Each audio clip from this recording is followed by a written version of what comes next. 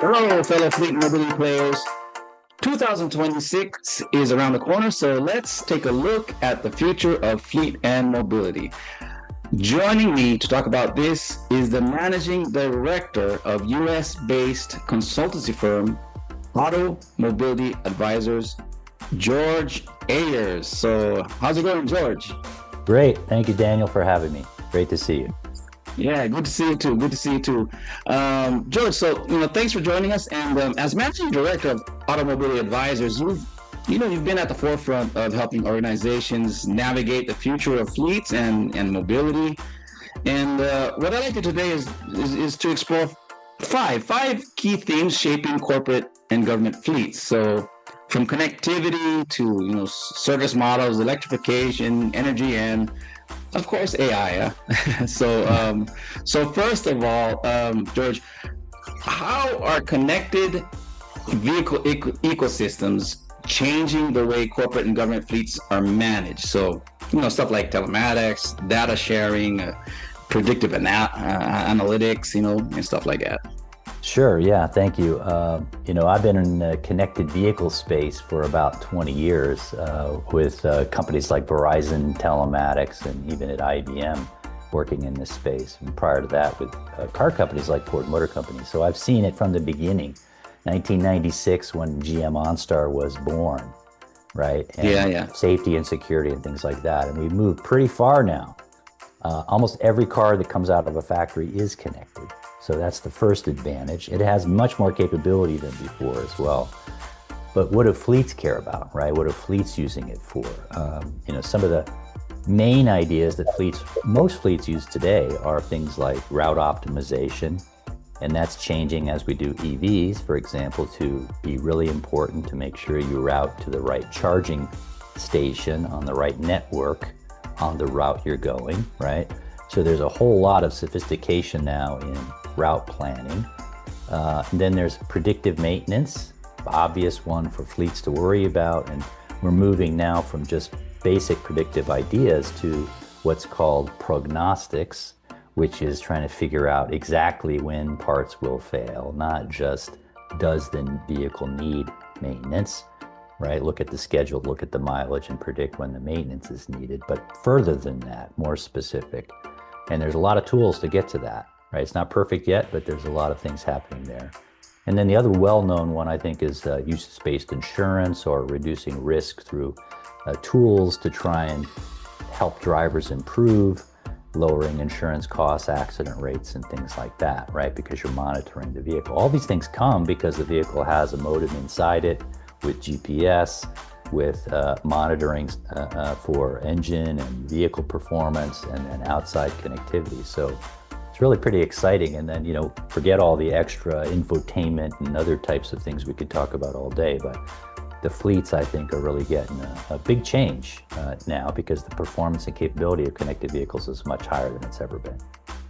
Yeah. So, yeah. I remember when I was younger, we weren't so connected. You just go off and you're not connected. But now that's just how it is, and that's how the world is changing. Yeah. Yeah. And what about MaaS, mobility as a service, as we say? Could you tell us a little bit about how this Sure. is helping fleets? Because it reduce costs or maybe improve accessibility. Yeah, I think there's a lot of ways to use it. Of course, we all are familiar with Uber and Lyft from a personal point of view, using it for those purposes. I think it helps fleets in a lot of different ways. Think about things like having enough fleet vehicles available. In the past, if you didn't have any of that, you needed to have more vehicles, period, to be able to serve all your drivers and users. If some of those trips can be used in a ride-sharing way, then your total fleet size could come down. You can actually get more performance out of your fleet. I think another big area is motor pools, right? We've worked with companies that build platforms and applications for managing motor pools. So you can do the same thing as an Uber or Lyft, but you get it from the motor pool place so that the fleet can stage smaller pools of vehicles that many people can use. Instead of 5 people, maybe 200 people can use it. And all of a sudden, again, you have less total need for dedicated vehicles.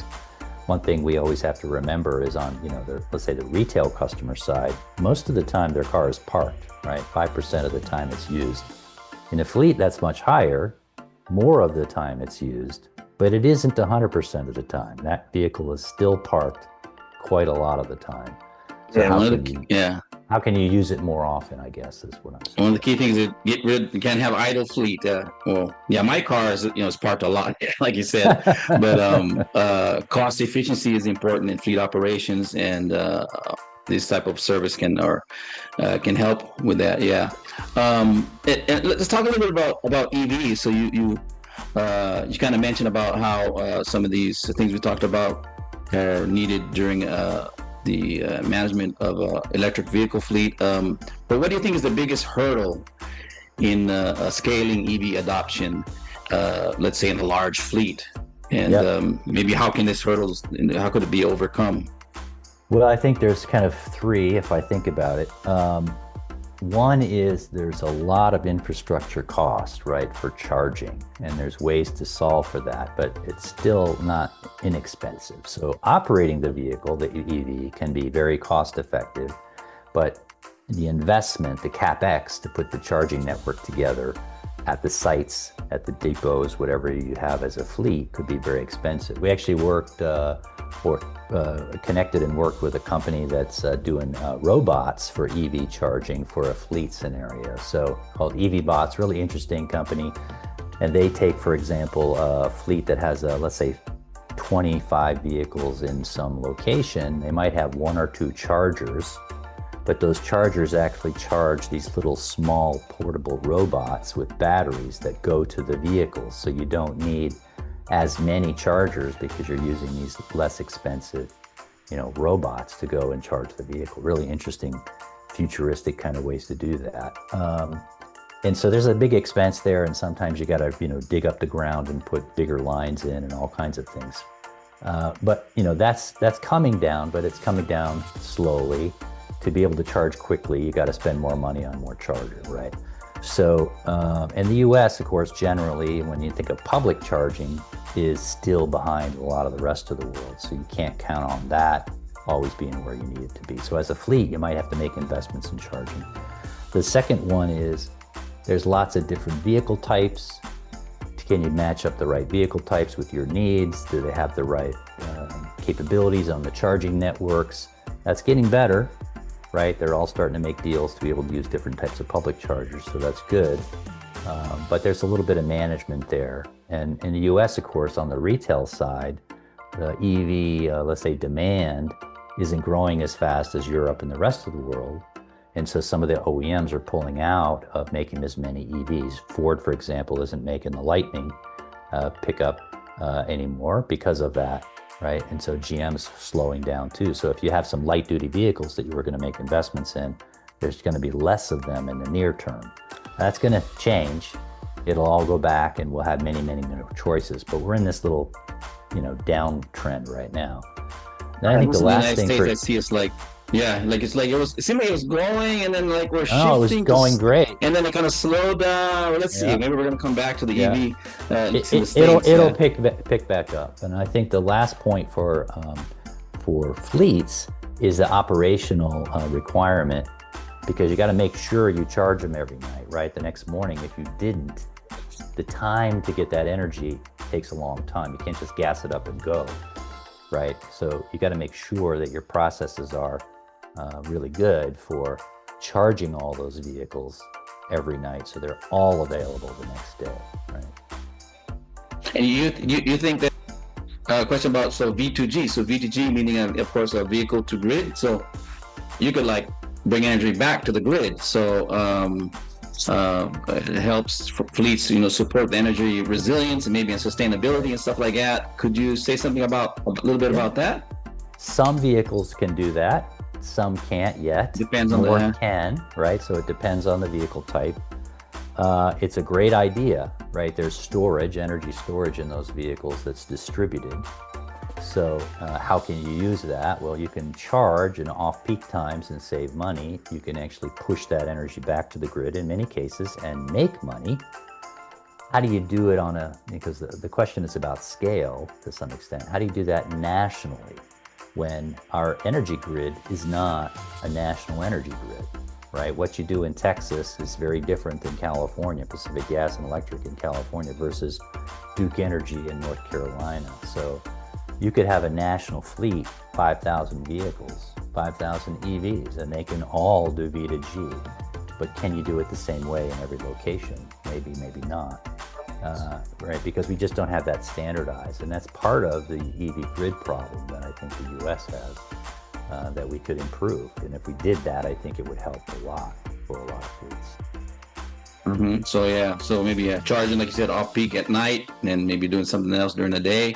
Now let's talk about AI. This is the last question that I have. It's about AI. So I guess you've heard of that, right? Yeah, I've heard of it. Yeah. Or you guys watching probably heard of it, right?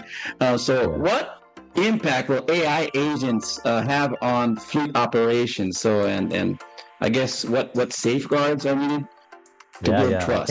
I think, we can't have a conversation without AI these days, so I think it makes perfect sense. It's also interesting to watch what's happening in AI because there's a lot of experimenting, a lot of innovation, a lot of new services and features, which is great. Some are perfectly designed for fleets, like dispatching, things like that. So individual drivers being able to use those AI scheduling tools to figure out when and where, et cetera, and you don't need a call center full of people. Or if you do have a call center, there's an AI agent perhaps helping the agent, right? Answer the questions, call times go down, money is saved, et cetera. We're actually working with a company on the dealer retail side of vehicles called Blink AI, which basically does an AI scheduling tool for customers. So you have what we call a diagnostic trouble code come out of the vehicle that says check engine light, let's say, comes on. You'll get a text message that says, would you like me to make an appointment for you? You have a check engine light. And you can basically say yes, it'll present you times, you can pick the one you want, it'll automatically schedule that appointment at the dealer. So the same can be true from a fleet point of view, right? Scheduling time for the vehicle to have service and where and when on the right network, et cetera, all through an agent, not a person. And that can dramatically lower costs of getting that. And it actually increases the more often those appointments are kept because you do that so much right away. You don't have a check engine light come on and then 3 days later figure out how to resolve it. You do it right on the spot, right? And you have more chance of getting that vehicle actually repaired. So it's not like they're interacting with the drivers, yeah? So absolutely. And that's becoming more and more common. You'll see a lot more. Just making autonomous decisions. Maybe I guess we'll get. Well, to that, I think that's the other part of the other flip side of AI is you got to have a human involved many times to make sure it's correct, right? AI, what do they call it? Hallucinates. I was talking with you about that. Accurate. But, we still gotta keep an eye on things to make sure, Yeah. But if much of the work, if the heavy lifting is done by the AI, then the human's interactions can be smaller. Again, lowering cost for the fleet. Right? That's good. So I don't have too much time because on some of these platforms that we publish here, you got a limit. But that brings us to the end of our conversation, and I just want to say thank you, George, for sharing such some valuable insights on the future of fleet mobility. And I'm sure our audience will take away some practical ideas and hopefully have a clear vision on what's coming ahead.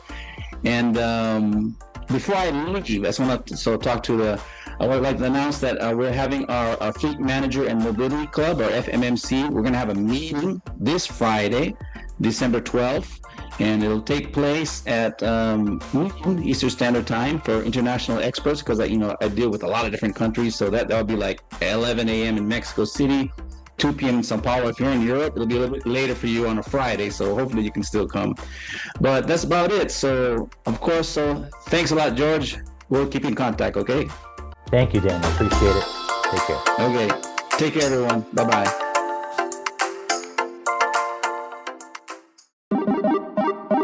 Fleet Mobility Today.